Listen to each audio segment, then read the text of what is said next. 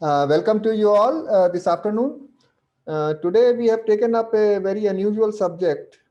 Normally we take up direct exports to various countries or exporting various products. But today we are taking a route of indirect exports. So we will first cover what is re-export hubs. Secondly, what are their advantages? And then we will take up each one of them. There are more than a dozen such hubs where re-export is a major business, but we will take up four of the important ones and which is crucial for the Indian exporters to uh, understand and take advantage of. So let me just start sharing the slides and then we can move it forward. Let us see what is meant by re-export. Re-export is also known by another word called entrepot. Entrepot is a French word called, its meaning is warehouse. So that is the old word for, and still you will find entrepot as a word describing the re-export business in many books, articles, and websites, etc. So either re-export or entrepot, they mean the same. These are goods are imported from one country, from India. They are taken to a second country, which is also maybe a transshipment hub also, such as Dubai. And from there, they are shipped to the third country, the destination country. So that is the thing that here at re-export hubs, most of the business consists of re-export. Dubai, Singapore, etc. Their own production is very little. Dubai is has very little production of any goods. Some type of activities there in their free trade zones. Some manufacturing is there, but it is very little compared to what they do in re-export. So their main business is import and export. So this picture also tells you that there are money flows is there, logistic flow is there, and information flow is there. And there are three parties involved where the goods originate, where they are stored for transshipment, and finally where they are received in the destination country in the same form or in a different form. Sometimes the forms also changes, like packing, etc., and we'll come to it later. So aim is to keep these goods in a free trade zone so that they don't attract import duty. So when the goods are put in free trade zone in Dubai, they don't attract any duty, import duty. Import duty comes when these goods are further sent for consumption within the UAE, then import duty will be added to the import cost. As long as the goods are kept for shipment to third countries, no import duty is levied.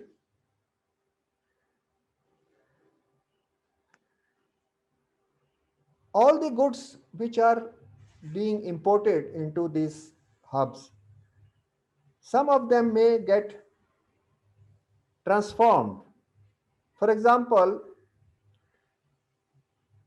they may mix with other countries' import, for example, black pepper, Indian, Ceylonese, Sri Lankan, Vietnamese black pepper can be mixed in one consignment and then exported to third countries, or they can be powdered and repackaged for different countries.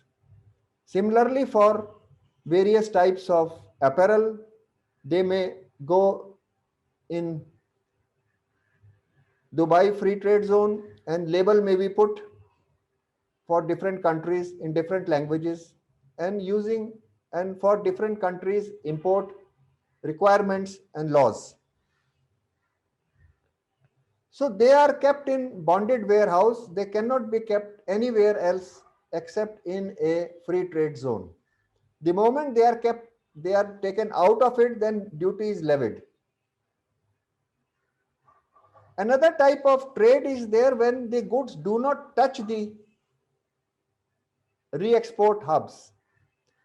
And for example, a shipment of wheat starts from uh, Australia, destined for some African country, let us say Kenya or another country. But during the transit period, the price rise is there in China market and the ship is diverted to the Chinese market. Or a ship is kept outside the limits of the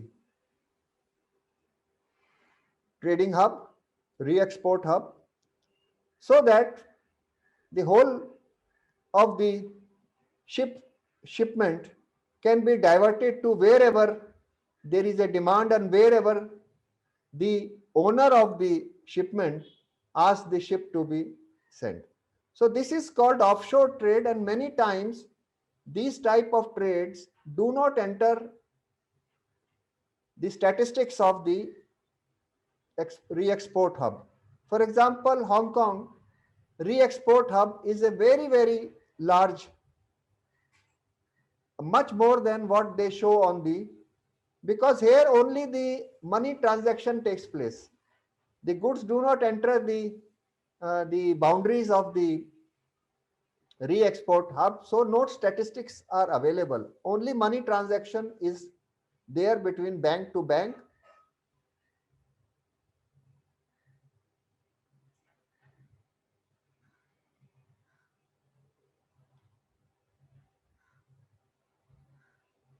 So why not go directly from buyer to seller? Why use a intermediary? After all, every time you change hands, your goods change hands, there is a cost involved. So there are many reasons why exporters and importers make use of re-export hubs. Number one, the size of the business may not be large enough to go direct trading. For example, size of business India to Zimbabwe. It may not be enough to interest a exporter to undertake customer identification, market development, and things like that. Secondly, there may not be facilities available for direct trade. Direct shipping may not be there, and many other facilities which are facilitation is required, it may not be available. Even if they are available, they may be more expensive. Between India and many countries, the direct service is more expensive because it may be once a week, once a fortnight. You never know. They may not be a regular service. So a lot of cost is involved in putting the goods in warehouses, for waiting for the ships to come, and then incurring various other additional costs. Safety of people. If you want to go to a country which is unsafe, you may decide not to go. For example, who wants to go to Somalia or Syria? People do not want to go, but that doesn't mean business does not take place. You use third party transactions to sell goods in. For example, in Somalia's capital, Mogadishu, the main mode of transportation is Bajaj auto rickshaw. How do they reach? There is no direct business between India and Somalia. So Bajaj must be using a third party, either Kenya or Egypt or Dubai.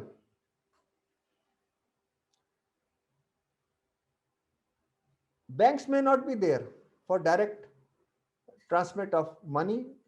and indirect transmission can incur more cost. For example, to Sudan, if you want to sell to Sudan, the banking cost can be up to 15% of your total cost of goods. So it may be very expensive because the money may go from one place to another place, maybe up to Turkey and from there to India.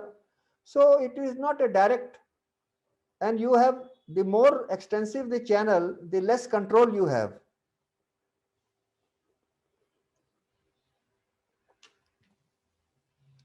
Then consolidation of cargo. This is very, very important, that an importer, if he has to import stationery from, he's a stationery importer sitting in Mombasa or Addis Ababa, he wants to have a single consignment. He can buy photocopying paper from India. He can buy certain plastic ball pens, etc. from China. He may get some items from Taiwan. He may buy some items from Japan, and all put together in one consignment and send the cargo to his destination country. So he gets the advantage of consolidation of cargo. This service may not be available because many of the goods may not be available in one country, or they may not be, they may be more expensive, the cost may be higher. So in Dubai, etc., where the volume is tremendous, they are able to keep large quantities of goods in any sector which is in demand, so that the importer can go make his selection, get his cargo consolidated and sent to him within a day or two. He can complete his transaction within 1 or 2 days and return back to his country within 2, 3 days.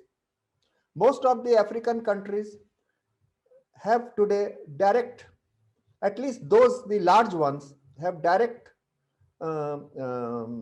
air service with Dubai. They don't have with India, and they may not have with Shanghai also, or China, any place.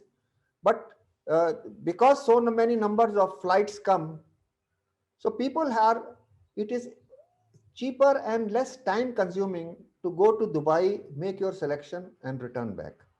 Same thing for any other type of goods like food items, pharmaceutical items, etc. Even jewelry. Next is, it provides value added services like repackaging, labeling, etc. in the free trade zone.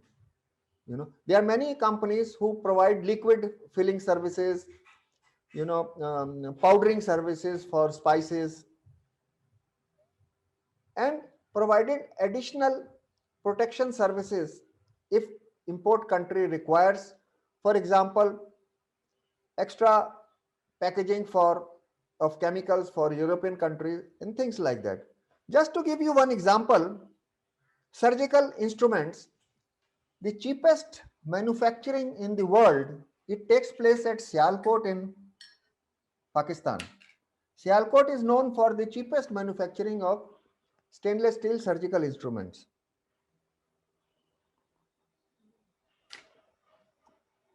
These are taken to Dubai Free Trade Zone. They are repacked like made in India, made in Germany, etc., and sent to third countries. It may be it is possible. Many Indian importers are buying these surgical instruments via Dubai and importing into India, because there is no direct trade between India and Pakistan. So this is a very important services which the re-export hubs, they are open for trade between all countries. Even a country like Iran and Dubai, a lot of trade goes on in spite of both of them politically they are hostile to each other. Then you see more buyers at trade fairs, in this country, more buyers come from Africa to the Dubai trade fairs to make their selection and see new products. Then they would then to come to an Indian trade fair or go to Germany trade fair. This is cheaper, easier, and they can combine their visit to the trade fair along with their buying of the and consolidation of their goods.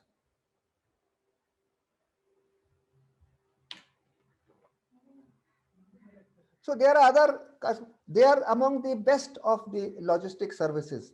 If you see the any country's logistic services, that is shipping, air freight, etc., you'll find these zones are the have the best maximum ships, maximum flights. They come to these places and they have very good warehousing for different types of products because their scale is very high.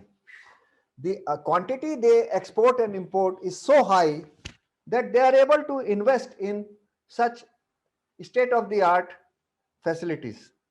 Then break bulk facilities, as I have already said, buying in bulk from one country, breaking it into packages, spice trays, lot of break bulk takes place. You buy in bulk from India, Thailand, Vietnam, Sri Lanka, Indonesia, bring them all to and powder them there, pack them in Dubai and send them to third countries. So this is a service which is very popular and common in Dubai. Then dedicated warehousing for different products. For example, tea, coffee, expensive luxury items like diamonds, which require very secure. Then pharmaceuticals require certain controlled conditions. Frozen food. So all these things require dedicated warehousing, which is available in plenty there. And it is also a place where buyer and seller get together. I mean, from India, it is the cheapest place for an exporter to go is Dubai, I think. The type of packages that are available, tourist packages are available, most very, very, I would say, cost effective compared to any other country or even compared to Singapore. More and more people are going to Dubai where both buyer and seller can come together.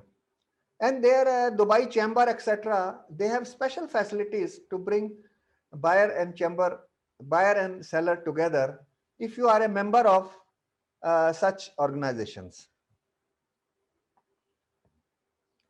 So again, it is a halfway point between Kenya and India. Dubai is halfway, and it's easier for both the cargo and for the people to work through Dubai. So these are very, very important advantages which allow this trade to function. So even in 1826, just for historical purposes, I should see how many ships called in Singapore.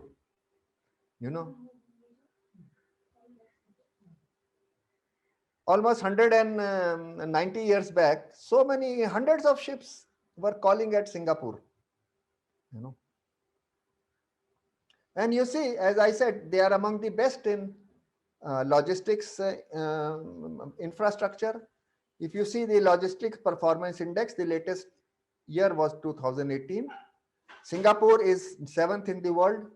UAE is 11th in the world. Hong Kong is 12th in the world.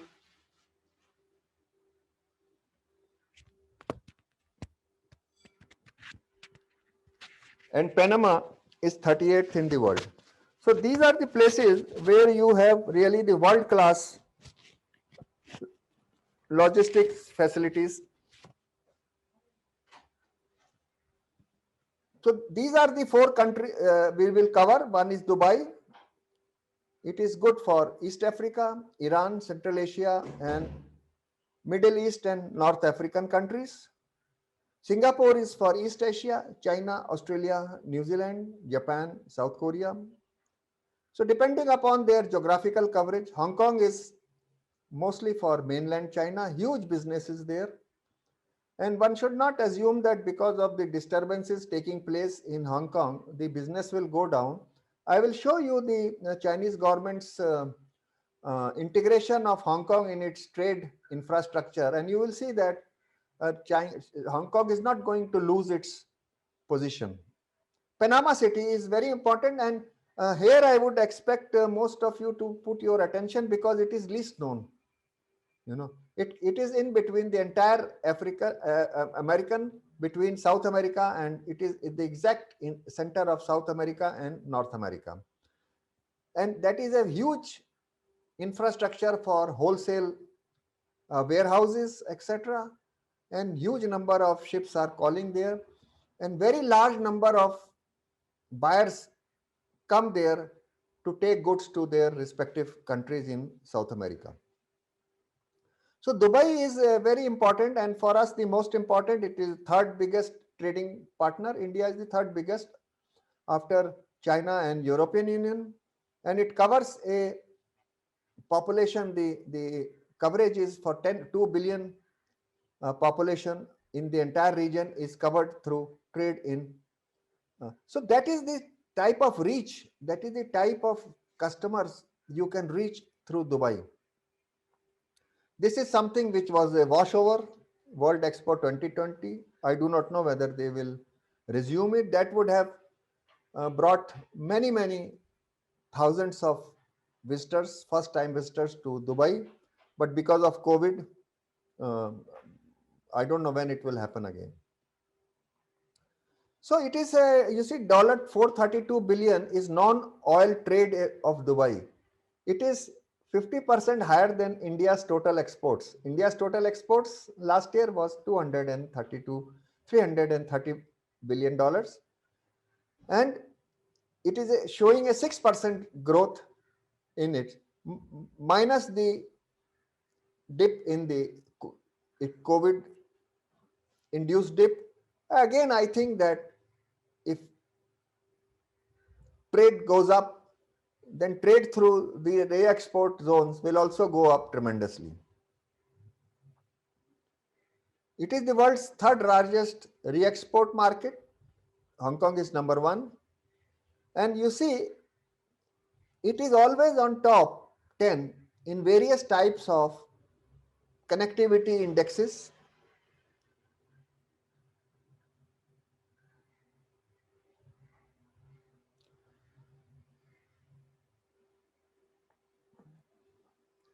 And in future also, today about 30% of African trade, East African trade is through Dubai.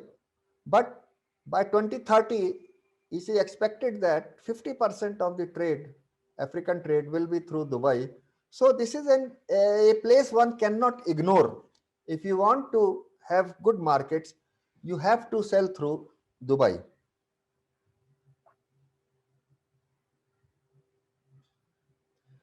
Exporting to Africa will increase because the entire African continent has today become, from 1st January 2021, become one common market. Just like European Union, 28 countries is one common market of 550 million people. This is a common market of 1.2 billion people. And when it is a common market and goods will freely move across the continent without national boundaries, it will create large number of industries because now the scale of business will increase. Because of large number of small countries, investors were not willing to put up industries there. But now theoretically, the entire 1.2 billion population has become your customers without any internal tariff. So when industrialization of Africa will take place, which has been, you can say, retarded, or which has been put on brakes for some time because of COVID, then it will export and its imports will also change. Now, instead of consumer goods, it will be importing more and more of intermediate goods. Just to give you a small example, almost 15 countries in Africa have plans for setting up their own pharmaceutical plants. Some countries like Ethiopia has put up huge pharmaceutical industrial zones. Tunisia is also working on a pharma city. So they will be making more and more of the common drugs which are used today. But from where they will get the raw material? There are only two places, India and China. So the more industrialization takes place, the more they will be importing raw materials and intermediate materials. Africa does not produce anything in the pharmaceutical area. It does not produce anything beyond certain food and certain extractive industries like copper, etc. Now they are asking investors that we will not export raw copper ore, but you must convert it into copper bars, sheets, wires, cables, etc. within the country and then export the final product. So all these activities will require import of machinery, import of know-how, import of skilled people, and import of raw materials, chemicals, agrochemicals for large plantation. So Dubai's role is assured in the trade with Africa. So this is the time to look at Africa with new eyes. And for the last 1 year, I have been conducting programs on Africa because of this um, um, trade agreement. And I have been showing the future of Africa. And Dubai is very much in the center of it. This is an old re-export business is not 101, it is more than 400. I don't know from where I got this data, but actually last year's the customs data I was checking this morning only, it is $482 billion. But mobile is almost 1/3 of the total business comes from the re-export of mobiles. As you know, India is entering into the mobile export business, and our business export of mobiles is increasing by 20 to 25% per annum. And I would not be surprised, a large number of these mobile phones from China, from India, from Korea enter Dubai and then they are re-exported to other countries. 90% of these mobile phones destination is these four areas.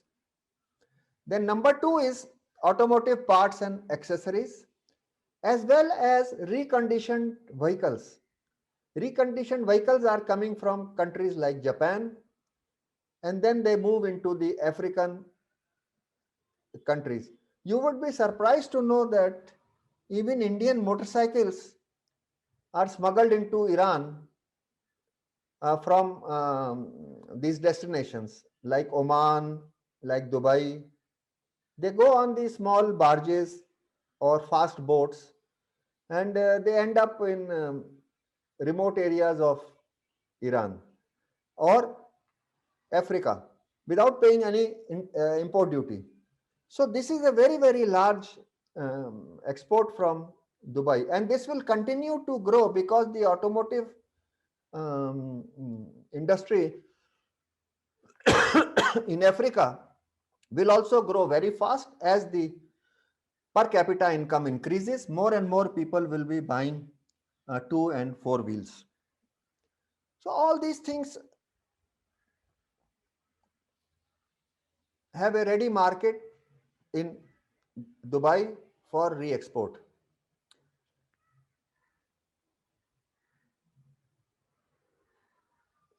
You see, many of these countries, the auto imports are almost 30% are from Dubai, they may increase to 50% in the next few years.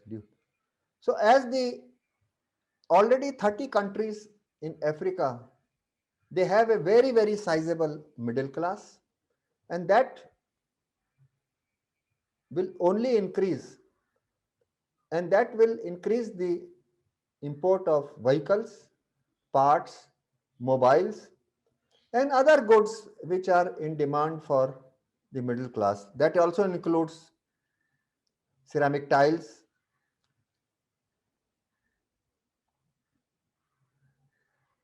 So Dubai advantage, I don't have to tell you how important Dubai is.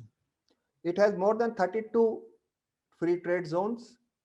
Only till about 5 years back, when I wrote the first edition of this handbook, there were 22 free trade zones. Now they are 32.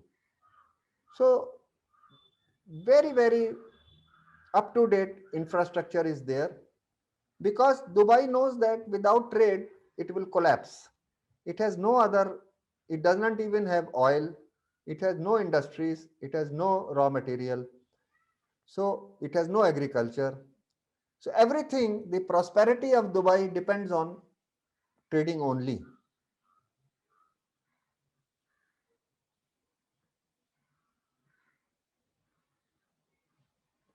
So Dubai is clearly creating very good.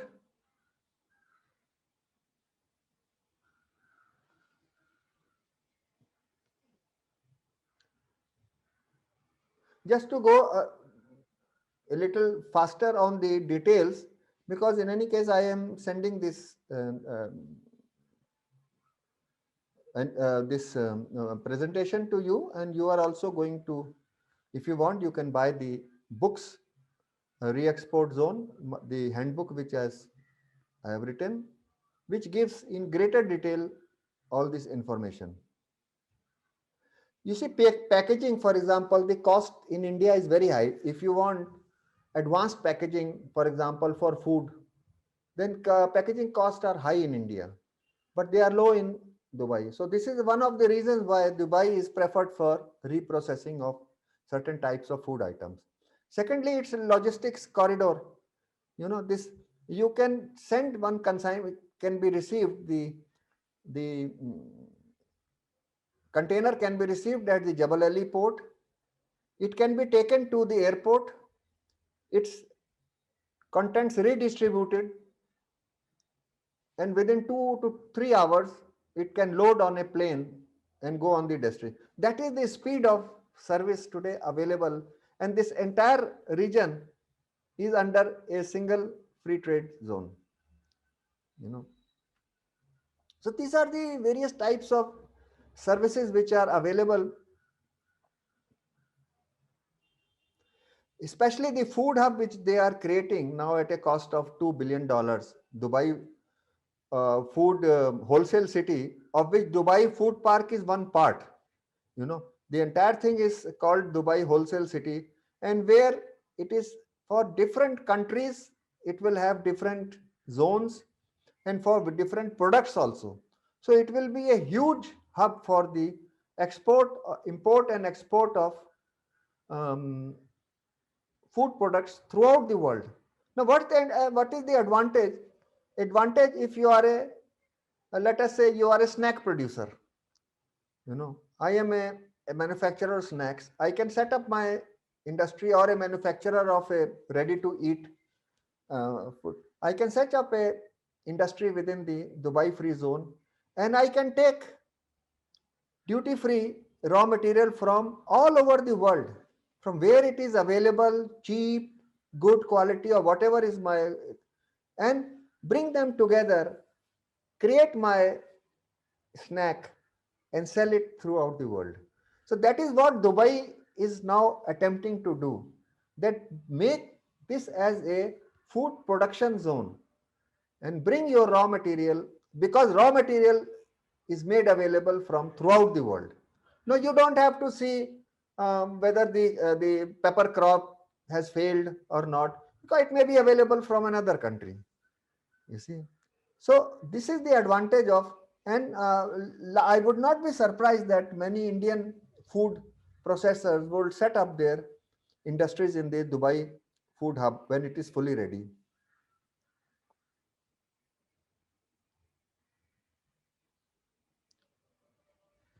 You see, in only 5 to 7 years, it has become the world's largest re-exporter of tea with a 60% share of the market.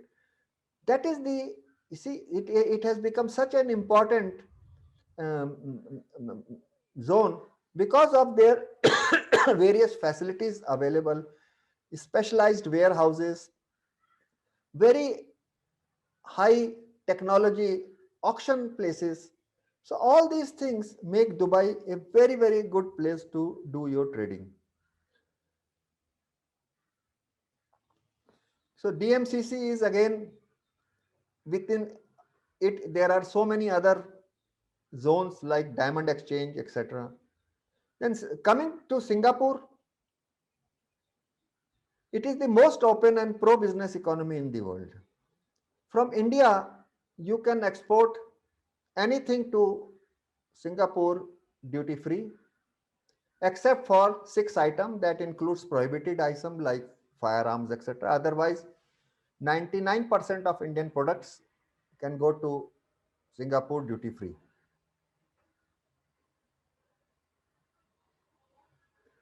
Large number of wholesale and other headquarters are also stationed in, and even from Indian, many companies have their headquarters in Singapore because of the very low corporate tax.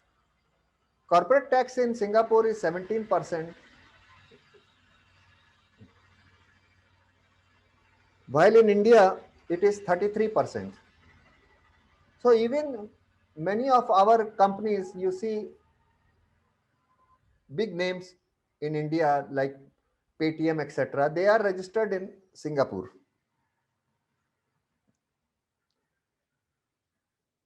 Again, very high connectivity, very easy to do business there, very fast to open a company there.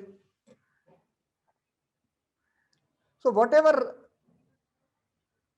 way you measure the effectiveness of Singapore, it comes out very high.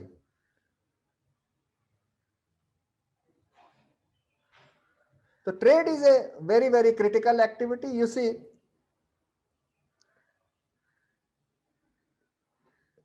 highest trade to GDP ratio of 407%, Singapore. Because total business is trade, while in India it is 49%. And some other countries it is still lower. So that is the amount of, so all the government policies are made to encourage more and more trading sorry, to take place via Singapore.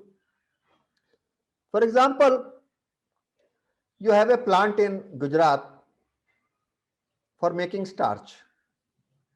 For starch, you need maize, bhutta.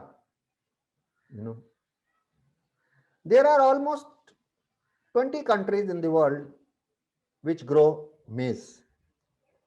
Every year, in every country, the production is not uniform, depending upon various factors like climatic conditions, demand and supply. It is not possible for a manufacturer sitting in Ahmedabad or Gujarat to keep track of their buying of maize from global marketplace. So they go to Singapore, contact a wholesaler who will see from where you can get your supplies, regular supplies, so that your factories keep running depending upon the price, the availability, the cost of transportation, and so many things. They will give you the best proposal. So that is how, what is the advantage of Singapore? It is a very, very big commodities exchange place. For example, if you want to sell textile chemicals to Vietnam, which is now becoming a big textile producing country, You do not know Vietnamese. It is a small market. It is developing now, but otherwise it is.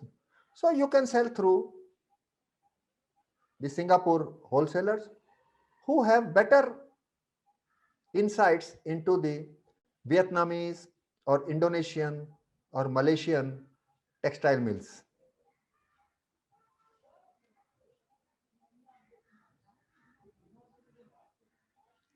So these are the major areas of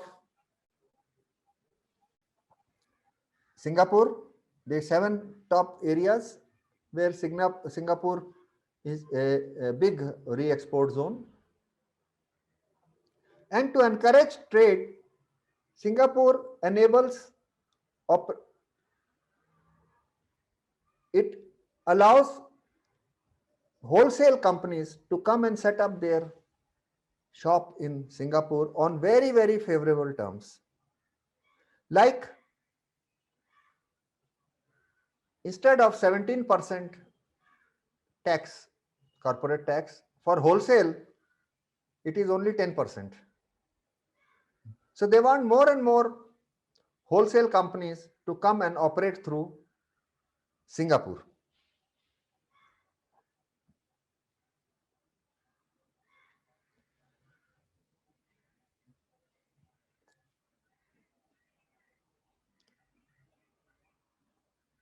So it's a very, very big commodity bank because commodities, as I said about maize, it are produced in one country, consumed in another country, and it has a very complex value chain which includes sourcing, conversion into some other form, packing and forwarding.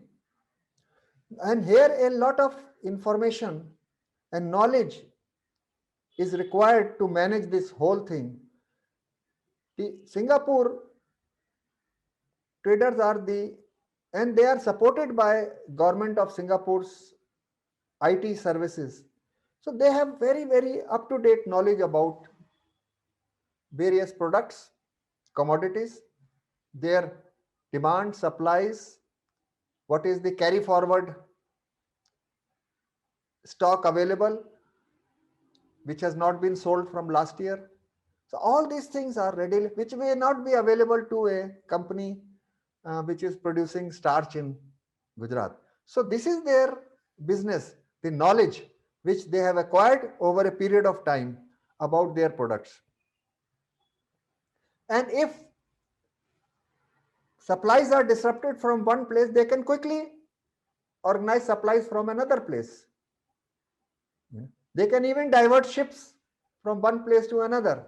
So all these things are possible when you have information and knowledge at the tip of your fingers.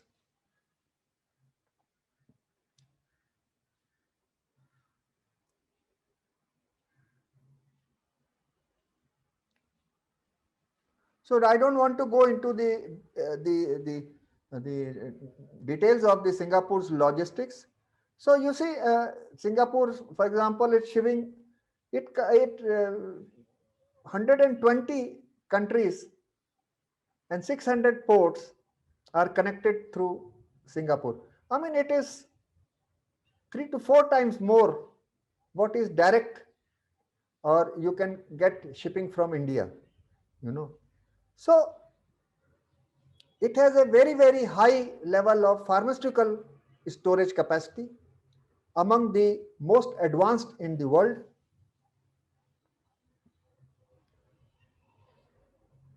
And that is the reason why it is so successful. Now going a little forward.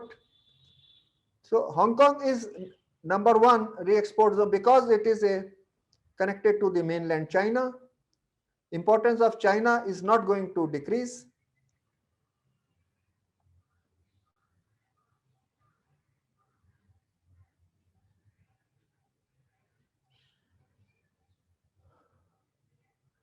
Hong Kong is a very good place also to enter the Chinese 200 billion e-commerce market. We have not made very good use of the Chinese market for e-commerce, unfortunately, but there are companies which can help you enter the Chinese e-commerce market who are based in Hong Kong.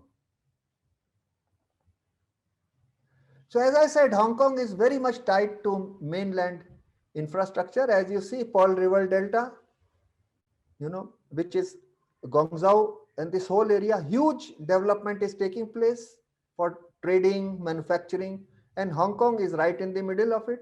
Second is Hong Kong, Macau Greater Bay Area. You see again Hong Kong in the center of this whole thing. Very good multimodal logistics development, train development, fast transportation, fast transshipment development. All these things will take place over a period of time. So that will increase the importance of Hong Kong in the entire trade. Now let us go to, I don't want to spend too much time here. I want to spend a little more time on Panama, which is less well known.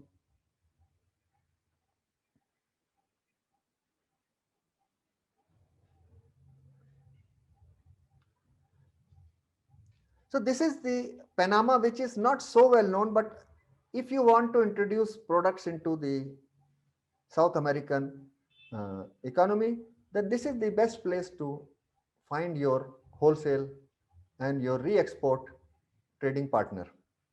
You see, right in the middle of east and west, it is placed, and it has huge, a very large, shipping service throughout the entire, and now it is building a very big air hub. As many of you know, the Panama Canal has been expanded. Now it can take more ships and larger ships, and it will increase the effectiveness of Panama as a distribution center still further. So these are the various imports, Latin American imports, and quite a large part must be going through. The most important of the free zones, there are two free zones in Panama. As you know, Panama country is both on Atlantic Ocean and the other end is on Pacific Ocean. So on both ends it has free trade zone, but the one on Atlantic Ocean called Colon Free Trade Zone is the older one and the biggest. It is the second biggest free trade zone in the world. These are the major sectors. I am surprised that Indian liquor people do not, I mean, I may not drink liquor, but I can certainly export it. We have some very low priced liquors like Indian rum is very low priced and is of good quality. Why it cannot be exported to South America or to China?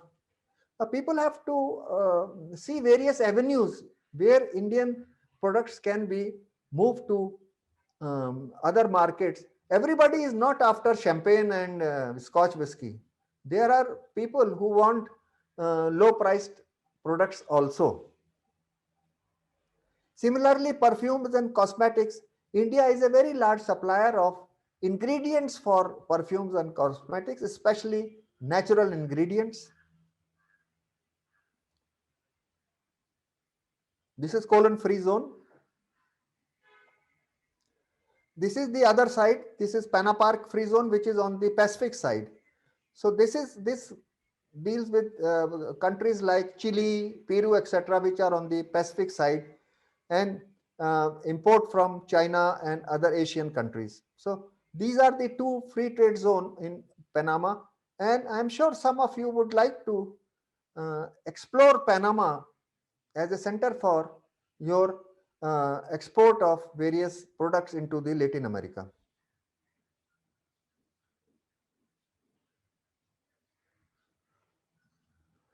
So all this is the most important item. This is something new to only available in Latin America. There is something called wholesale clubs. That means retailer in a particular city in South America, they come together and create a club. And as a single party, they go to Panama or to other wholesale places, and they place orders. For example, if you have a building hardware shops and you want to buy hammer, nails, things like that, and there are 100 other such retailers within the region and they form one club, so they can negotiate now with strength with all the wholesale companies. So this is something which is new in Latin America, is selling through wholesale clubs. And one important thing is the Panama currency is US dollars. So there is no question of transfer of currency from one to another. The buying and selling both can take place in a single dollar currency. This is one example of a wholesale trader in, of course, there are many such. This is a international hardware. This is a wholesale trader. There was time I would have shown you their promotion film also, but if you are on YouTube and you put this word international hardware : free zone Panama, you will come to their publicity film. You see the range of products which are available in under one single roof from so many different countries. And that is their advantage, that they bring things together from various countries so that the wholesalers and buyers from Latin American countries, they can get the entire supplies from one single place. Thank you very much. I will just go through the chats if there are any questions. If you want, you can, you will get this presentation from AMA, all those whose emails are there. So should I read out the first question if you want? No, I can see, sir, when goods are re-exported from a re-export zone like Dubai, can custom body in hostile country create trouble? No, I don't think that this is a problem. No, hostile countries means what? I have not understood. One is that hostile to, like India, Pakistan, they are hostile to each other, but both of them buy and sell through Dubai. So I don't think that is a major issue.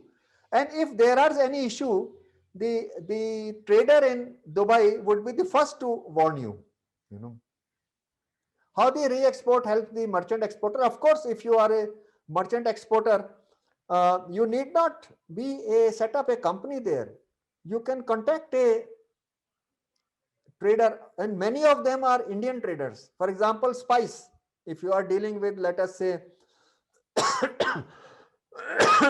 Zira, cumin seed, or if you are dealing with sesame seeds, there are a large number of traders already who are in contact with buyers throughout the world. It is not only Africa. Africa is important, but they are contacts throughout the world and you can sell through them. That includes merchant exporters.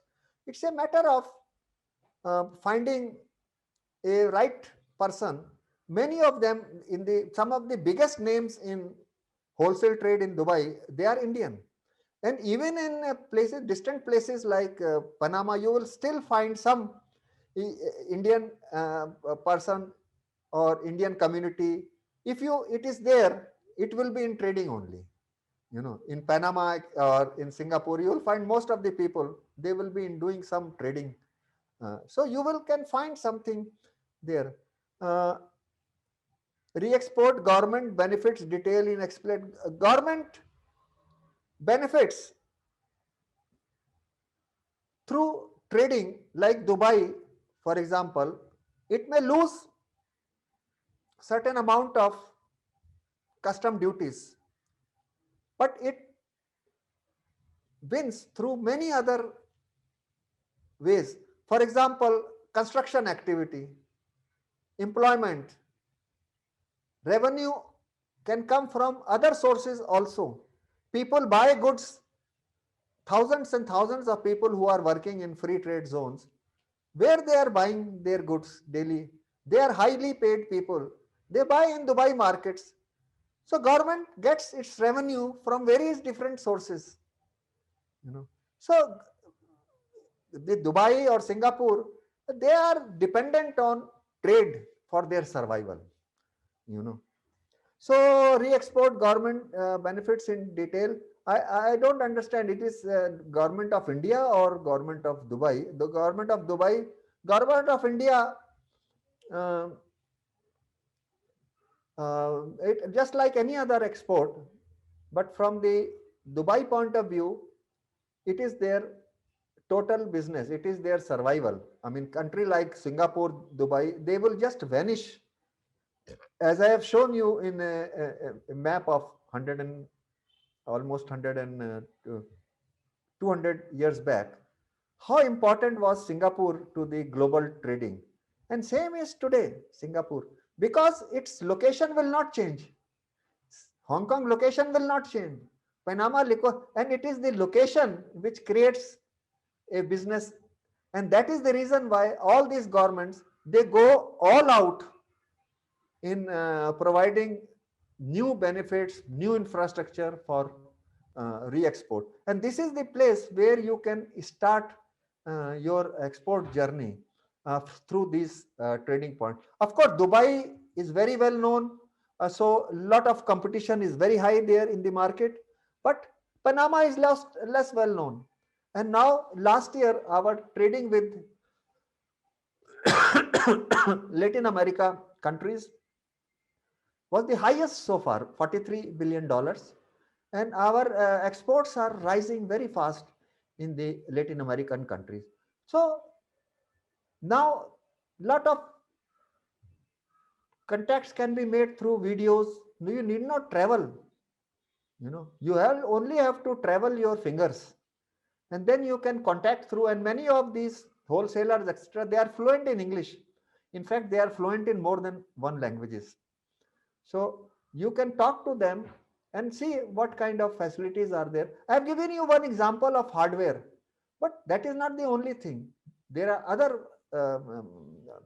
products for which a market may be there. Nowadays, all types of Indian health products, they have a very good market in countries like Argentina, etc. For example, food supplements. Because of COVID, more and more people are wanting to increase their immunity, and our products are all immunity enhancing, like turmeric, etc. So it is creating a big demand in those countries, and Panama is the right place to explore those countries without moving out of your uh, place. So first is to contact through the audio video channel, and later on only you can uh, try to visit there, but it is not required at this moment. Okay, thank you very much, and thank you AMA for this wonderful arrangement, and we will again meet sometime next month. If most of you, I would say that you next our program, Finding Trade Information, you should join, and ask your friends also who are interested to join, where I will give practical demonstration how to find information in foreign trade. So practical information will be there. Okay, thank you very much. Thank It you. was a very good session, and I am Thank you. logging off now.